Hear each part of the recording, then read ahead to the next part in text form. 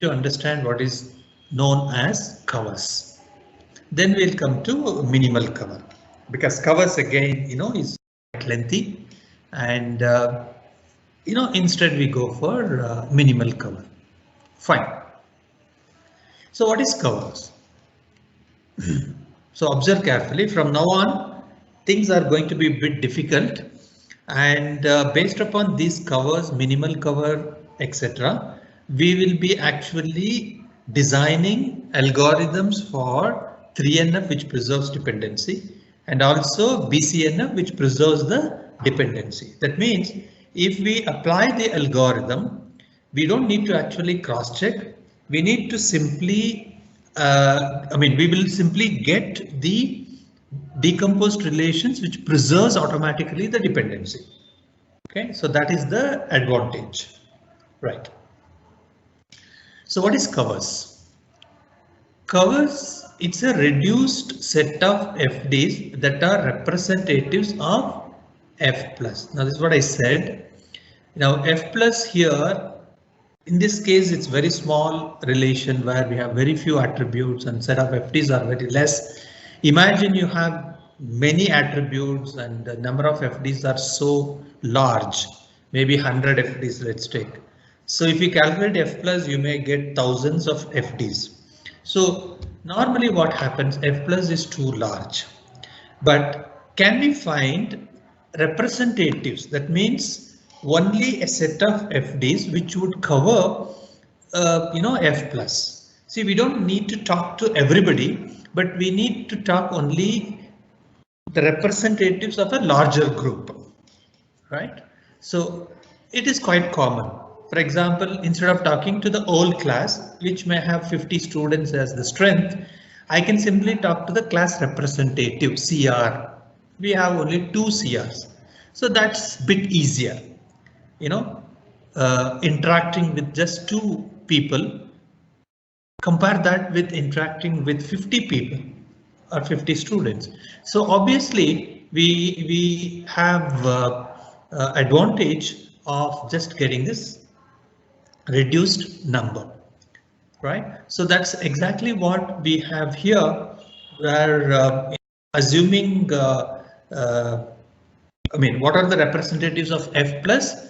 We will give a name for that. So we will give a name called a set of FDs G. So these are the 2 CR, like Aishwarya Reddy and Hadwin are in the group of, or in the set called G. What is F? F is all students, right? So G is a reduced set. Okay, so assuming another set of FDs called G, which are the representatives of F plus, we say that F and G are equivalent. Okay, if F plus is equivalent to G plus, so plus is normally given as a superscript. This is a typographical error, so I think we have corrected here. Okay, so when I say F, which is a given set of FDs, now G are nothing but the representatives of the F, right? Now, when do we say that G is same as F? So as I said earlier, the example, instead of talking to this larger group, I simply talk to a smaller group, which is CR. So here I have 2, here I have 50. Okay, so this is a smaller group, but I should say that if I talk to only 2, it is as good as I am talking to 50. That means these 2 are same. But when do I say that? I would say that even if I have still more larger group where I have F plus, then I calculate G plus. I can infer so many FDs from this. I can infer also so many FDs from here. So if F plus is equivalent or same as G plus, it is same as G plus. So all that we need to do is that we need to make sure that we get a smaller set, another smaller set called G, and in turn the G plus. In other words, we say that G covers F, like Aishwarya Reddy and Hadwin covers the entire class. Okay, the entire class. If that is true, if G covers F, obviously F plus and G plus, that means the we can state that F covers G and G covers either way, that's fine, provided F plus equal to G plus as well, equivalent to means we can say that both are same.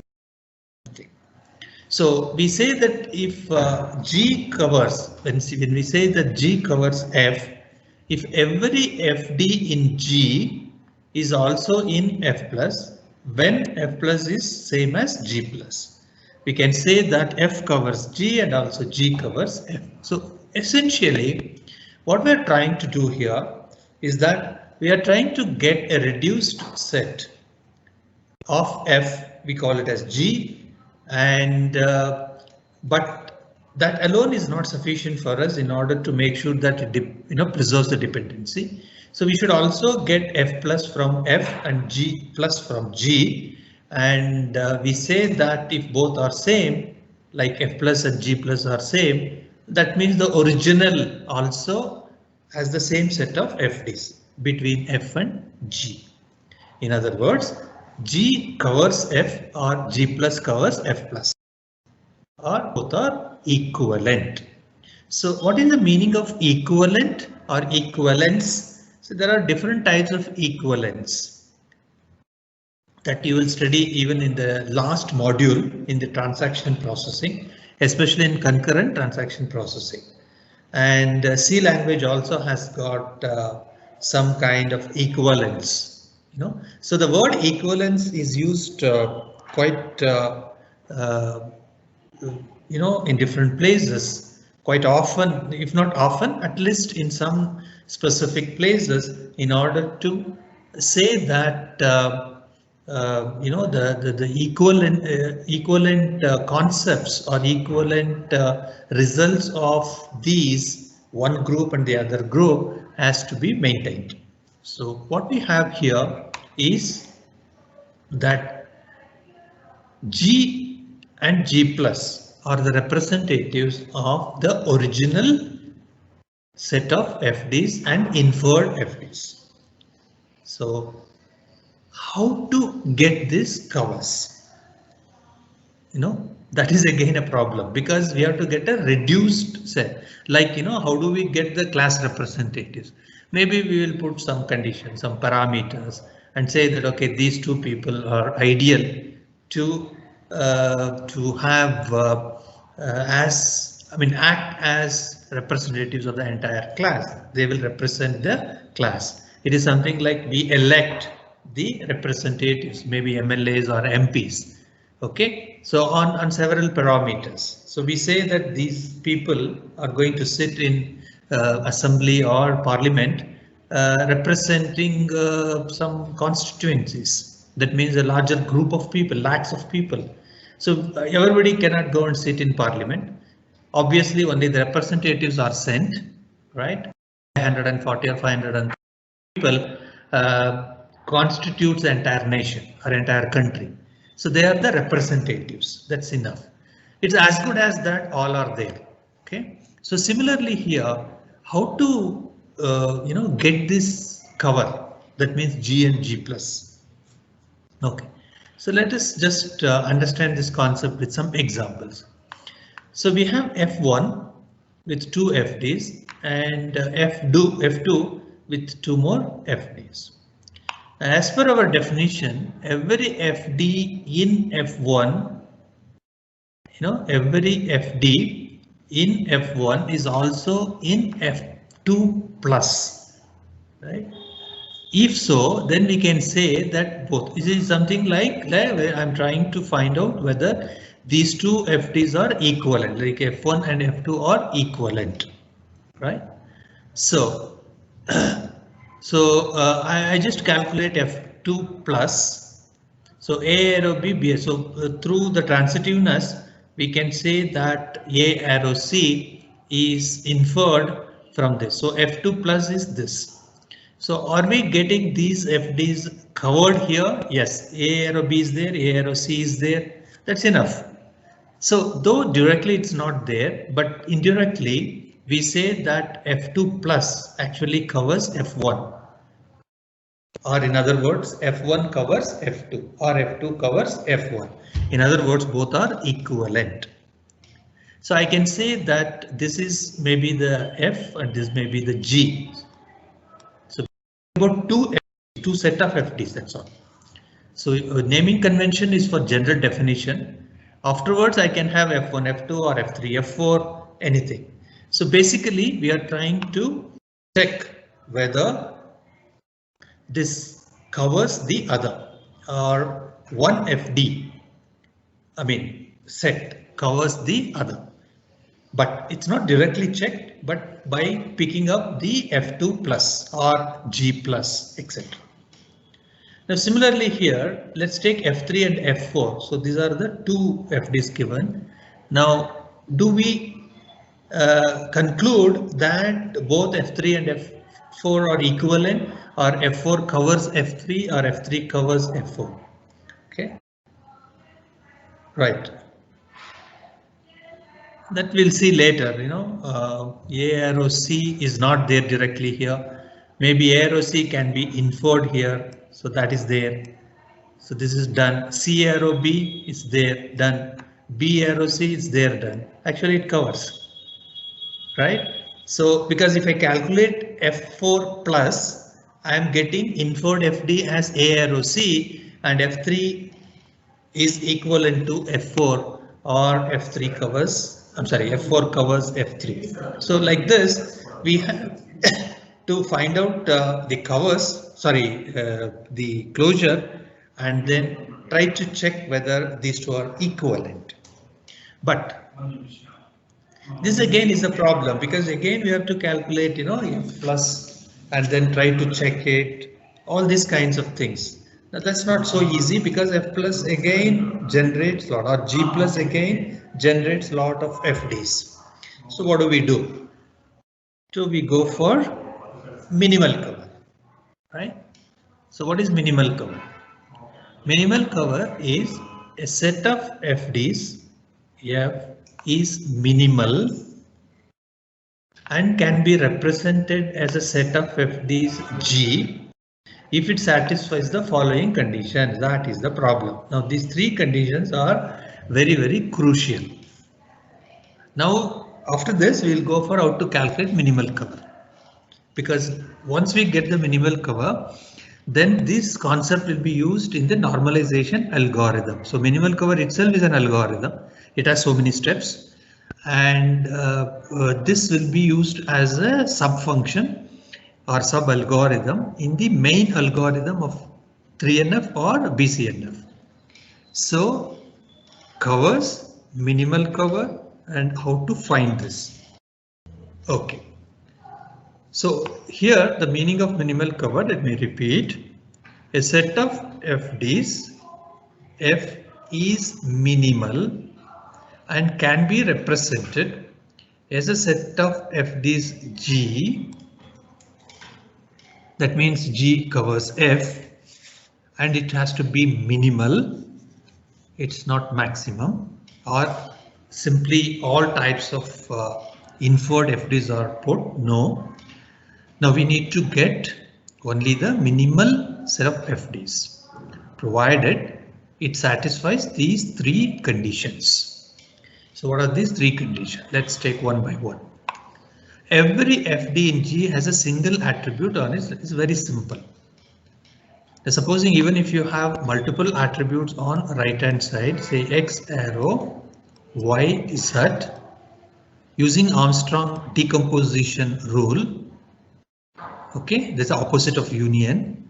I can write it as X arrow Y and X arrow Z. I don't allow multiple attributes on the right hand side. Every FD should have only one attribute on the right side. So every FD in G has a single attribute. So this is a very simple condition. where we can easily satisfy, because even if it has multiple attributes on the right, we need to just split this because it doesn't harm my original FD. For example, USN arrow name and address. So USN determines name. So this is comma like this. This is first attribute. So USN determines name, that is one FD. USN determines address, there's another FD. It doesn't matter. So I can actually, if I write two different FDs having a single attribute on right hand side, each of those FDs, I can actually union them again using Armstrong axioms and make it that USN will determine both name and address. No problem. Okay. So that's the condition, first condition. The second, no FD can be removed from G and still have a set of FDs that is equivalent to F. Now this is for the minimal case. So in order to avoid redundancy, right? So unnecessary FDs should not be there. In order to avoid this, this condition is imposed. So unnecessary FDs are automatically taken out. This is to reduce. See, we say that it will have more number of FDs, but I mean, as far as cover is concerned, but when we go for minimal cover, yes, we have very less. Why? Because unnecessary FDs have to be removed. So no FD can be removed from G and still have a set of FD that is equivalent to F. So we maintain only the required FDs in G, right? We will be seeing some examples here. In fact, every question paper you get this. That means at least one question or part of the question which asks you to find the minimal cover. Third condition, we cannot replace any FD X arrow A in F with a dependency Y arrow A when this condition is true, that is when Y is a proper subset of A. When Y, so we cannot replace any FD of the form X arrow A in F with a dependency, right? Assume that we have some other set of attributes on the left hand side and the right hand side is same, like Y arrow A, and when Y is a proper subset of A and still have a set of dependencies that is equivalent to F. So it may not be directly understandable. Yes, we will. I mean, once we take some examples, probably you will very easily understand how this third condition is satisfied or dissatisfied. So the first one, every FD should have only one attribute on the right, and we should have minimal set of FDs. That means no FD can be removed from G and still is equivalent to F to maintain, I mean, to remove unnecessary FDs. And this one is cannot replace any FD with the dependency. That means we again have only required FDs. Okay, so these are some of the individual set of FDs which we have in order to explain these concepts only.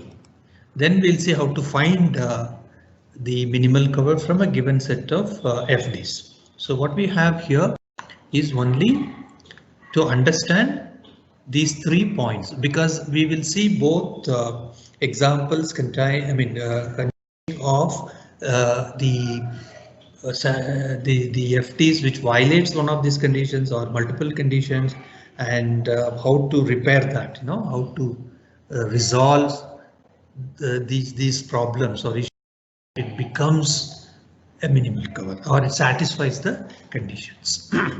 Right. A arrow B, A arrow C is minimal, which means that it satisfies all the 3 conditions. What is the first condition? the right hand side should be having only one attribute on its right. So the first FD only one attribute, the second FD again only one attribute. So first condition is satisfied. Good. Next. No FD can be removed from G and still have a set of FD that is equivalent to. So this is F, G also is same like. So now can I remove any FD and still make sure that it is equivalent? No, because each one is like non-trivial kind of FDs and no other Armstrong axioms can be applied, and then you remove and still it is same as this. I'll come to that when it violates. Now similarly we cannot replace any FD, like let's take A arrow B and try to see whether the dependency Y arrow A, that Y is a proper subset of A. So there is nothing like that. There are only two independent set of that is non-trivial FDs. Third condition is also satisfied. We'll take the third condition violation later. Now let's come to the second. So this is one. This is the second one. What is the second one? B arrow AC is not minimal. Very simple, because this fellow has two attributes on its right. So we can make it minimal by simply splitting this B arrow A, B arrow C. So that's very simple. Next, come to third one. This is again, single attribute and no attribute, no FD can be removed from this, all that. So this is also minimal. Come to the fourth one. Is not minimal. Yeah, now we come to the condition C. So let's now first take the first condition. Right hand side attribute single. So first is satisfied. And can I remove anything from this? No. Everything is individual and no redundancy set of kind of FDs. But what is the problem here? It violates condition C. So what is condition C? The X arrow A in F with the Y arrow A. So we have here first FD where AB arrow C, and there is a proper subset from this A which again determines B. So that's exactly what we have here. So there is some other FD, right, which determines this right hand side. So we have the right hand side which is here we pick up the proper subset that is A, as I said, which in turn determines your B. So there is an FD where in one FD, the first one, we have both the attributes on the left. That means it is determinant. Now one of the attributes from this, like B, is acting as dependent. Okay, B is acting as dependent. Now such kind of things is not allowed, right? Such kind of thing is not allowed. Now how to check this in a easier manner? I'll give you a very simple way of how to check this. It may not be evident in all the examples that whether this is really satisfied or not. So for the moment, you just have this. I have a small algorithm in order to check this. It's foolproof and we can easily check. And yeah, fifth one here, example, it violates condition B. Right hand side is single attribute, and unfortunately A arrow C is redundant because A arrow C is implied because of this transitiveness. So actually this is not required. So that's what the condition B says. No FD can be removed from G and still have a set of as equivalent.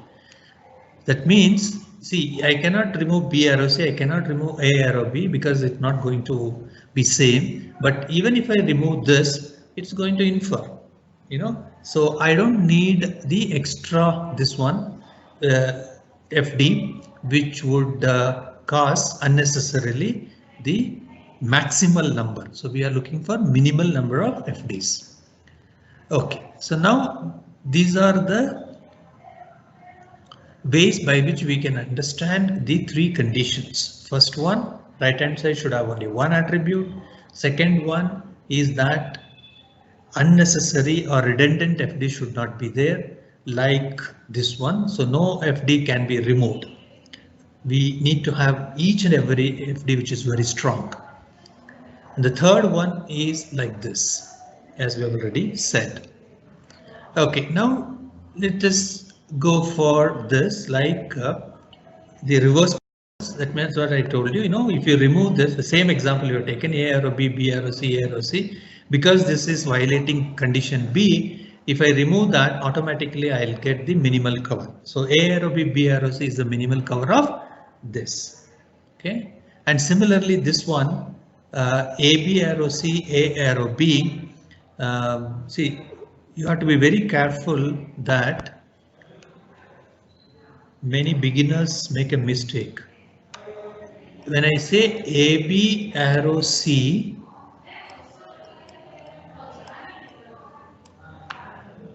I can't write this like A arrow C and B arrow C. These two are not equivalent, right? I cannot split the left hand side. Both put together, you can recall what's on in company database, like let's assume A refers to B refers to project number. So we had in the relation three attributes: SSN, this one is project number, this one is hours. Now both put together, that means SSN and project number determines the hours. Now I cannot simply say that one of these two, like SSN alone determines or project number alone determines. So that's why we like AB arrow C doesn't mean that A and B determine C. It's wrong. Both put together, it's a composite key, then only it can determine this. So we can't split, these two when it appears on the left, but on the right, yes, we can. That's what I said using the Armstrong axioms.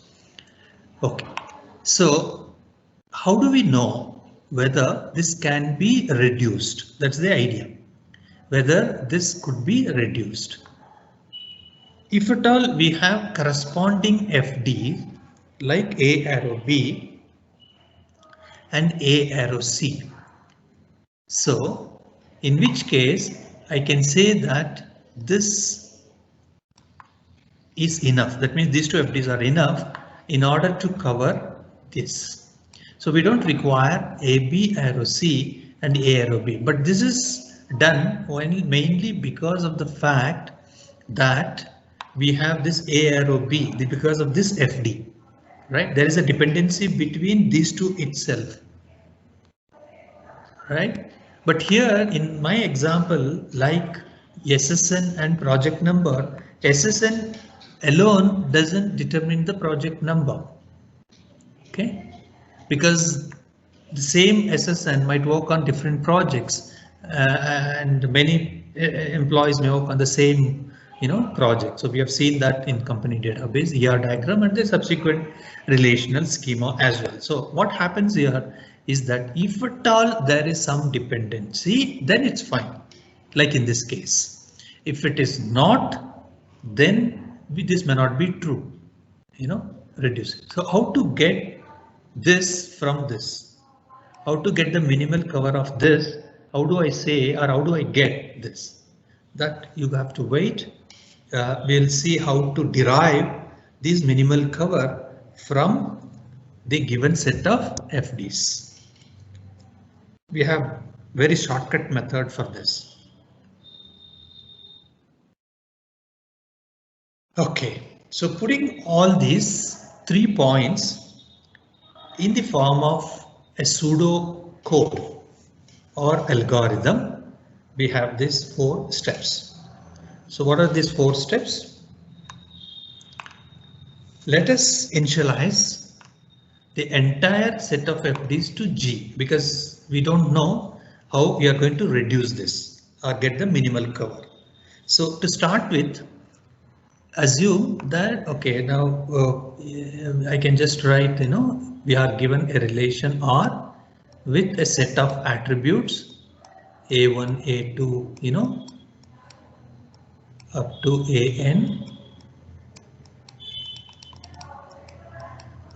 AN, and a given set of FDs. So F, right? Sorry, F equals FD1, FD2, and so on. So given this, what is our objective of this algorithm? We have to get the minimal cover from this given R and F. So what is this minimal cover? It actually gets a reduced set of inferred FDs which covers the entire FD. So that this will be useful for us in order to decompose the relations, and we say that after decomposition it preserves the dependency. So that is the aim, entire aim. Well, so we initialize G for all FDs whatever is given. Now step 2 is to transform G into a set of FDs with the right hand side containing, so this is A, condition A, which we have seen already. All the right hand side, should have in the FD should have only one attribute, that is single attribute. Coming to next step, see these 3 steps actually correspond to the 3 conditions which we have seen in the previous slide. That's all. So what is the step 3? Step 3 is actually point number third point. So eliminate a redundant attribute from left hand side. This is point number 3 or condition 3. So that's exactly what this means. Okay. So we have the second condition, that is B, is given as step 3 here. So eliminate any attribute from the left hand side. How? For each dependency of this form, that means we have multiple attributes on the left hand side, right? A1 to AK, K attributes on the left hand side, like this, Okay, I'll just delete this. Like this. A, B, arrow C we don't allow, means if at all it's possible, then you can try for reducing it. Otherwise, just keep quiet. So we can just find out whether we can reduce this. That's what we have got here. So similarly here, assume that I have K number of attributes on left, which determines B in the current set of G, and each attribute A is in its left side. Okay, any attribute on the left. Now, if G minus this FD is still determines these attributes A1 to AK minus 1 and I plus 1 to B, if it is equivalent to G, even by removing this. So you can see here, very important. We have removed set of FDs from G, and if that determines this, and if that is equivalent to G, then we can actually delete that attribute from the left hand side. After deletion, whatever is left out is equivalent. That's what it means. So we are trying to find out this using a simple algorithm, as we will see later. And then we will be able to reduce this if possible. Otherwise, we have to retain these multiple attributes on the left hand side. So step number 3 corresponds to whether we can actually reduce any attribute from its left hand side. Step number 4 corresponds to, sorry, this is C. This is not B, this is C. Third point there in the conditions. Now this is the second point which we have. So what happens? Eliminate the redundant dependency. Now after getting all this, there could be some unnecessary FDs. That means if G minus of this is equivalent like this. So even if I remove A arrow C, it's going to determine, A arrow C is inherent or it is built in because of the transitive. So if I remove some FD from it, if it is same as the original one or equivalent to G, then you can actually delete from G. It's not necessary. Even if you keep it, it is unnecessary. So that's why if G minus that extra FD, by removing that, even if it's equivalent to G, then no point in keeping that and simply delete that. Okay, so there's the second point. No FD can be removed from G and still have a set of FDs equivalent to F. In other words, so the first step 2 is to look for single attribute on the right hand side. Step 3 is to look for single attribute on the left hand side. Step 4 is to look for redundant FDs. You can remember this in a simpler manner. So the first job is to repair the right hand side. Second job is to repair the left hand side. The third one is to repair the FD itself. Okay, so right, left, and then FD. First two are attribute driven. The third one is FD driven. That's it. So it's the easiest way to remember this. So next session, we will take examples in order to apply this algorithm. Before that, probably we need to explain this with some sub algorithm, as I already told you, because this is not so easy to find out. That means simply remove some attribute from left and see whether it determines all that extra stuff has to be done. Instead, we can use attribute closure concept here again and try to get it very easily whether we have these FDs which are equivalent after removing some of the attributes as well. Okay, so we have a lot of sub algorithms. We are going to put all these things together or stitch them together later on in order to normalize. So that's why it's going to be a bit tedious job. And after that, we will take a full-fledged example. So in the exam, you may get questions only which cover, finds the minimal cover, or you may get full normalization which includes this minimal cover finding.